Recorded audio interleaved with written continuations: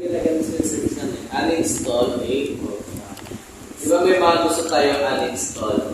Sa computer po kasi, tatandaan nyo, hindi pwedeng ito, tapos delete agad.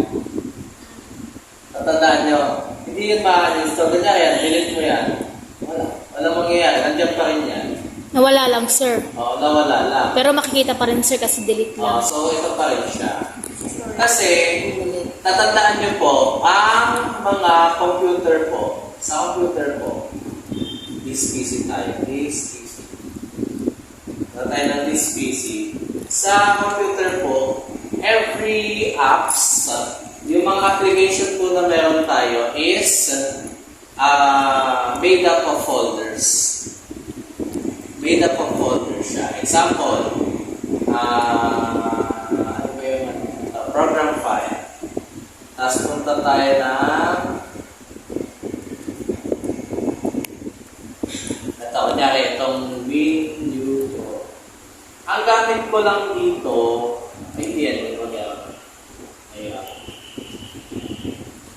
Ito, OBS Studio yung kanina. Ang gamit lang po dito yung shortcut key. Ito. So, makikita natin yun dito, right click, para nyo malalaman yung yung application, tapos open file location. Tapos, edit po kasi yung, hindi katulad sa phone na isang lang, panel, tapos mag-uninstall ka. May gusto ka bang uninstall dyan sa laptop mo? Kaso hindi tayo makapunta ng control panel eh.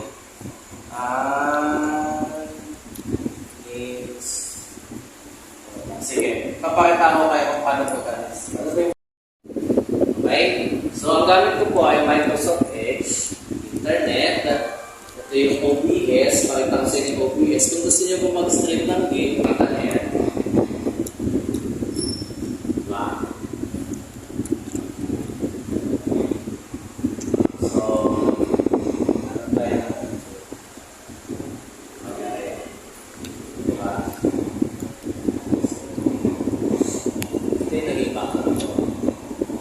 Pag mag-ano ka, ang tawag ko dyan OBS. Ay, tawagin si Jacob.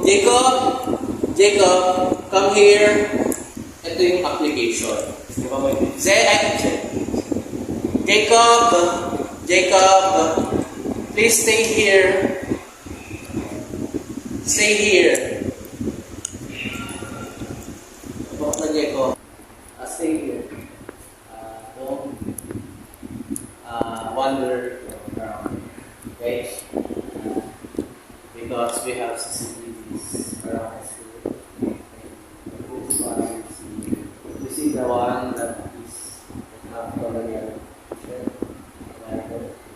That's our first. Yung reason bakit meron tayo resolution na rin. Siya yung nagbibigay ng power sa screen.